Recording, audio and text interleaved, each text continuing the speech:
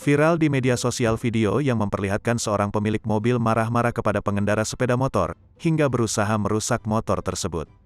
Melansir keterangan dalam rekaman yang diunggah akun @romansa sopir truk, Rabu, tanggal 28 Desember tahun 2021, disebutkan bahwa pengendara motor melakukan aksi ugalan-ugalan hingga menabrak sebuah mobil. Tidak hanya pemilik mobil, warga sekitar pun turut meluapkan emosinya. Dijelaskan bahwa di daerah tersebut, yakni Maron, Kecamatan Pakisrejo, Kota Blitar, Jawa Timur, memang kerap jadi lintasan balap liar. Meski kerap ditegur warga, aksi balapan tersebut masih sering dilakukan.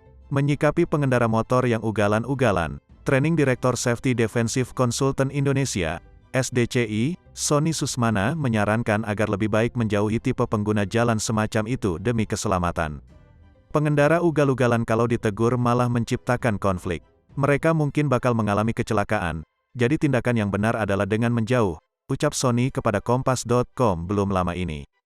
Mereka melakukan hal tersebut, ugal-ugalan, juga secara sadar kok, jadi biarkan saja agar kapok, ujar ia menambahkan. Jika hendak merekam aksi mereka untuk dilaporkan ke pihak berwenang, harus berhati-hati jangan sampai mencelakakan diri sendiri.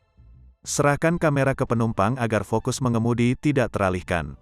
Dari kacamata hukum, berkendara sembarangan bisa dikenai pidana sesuai Undang-Undang Nomor 22 Tahun 2009 Pasal 311.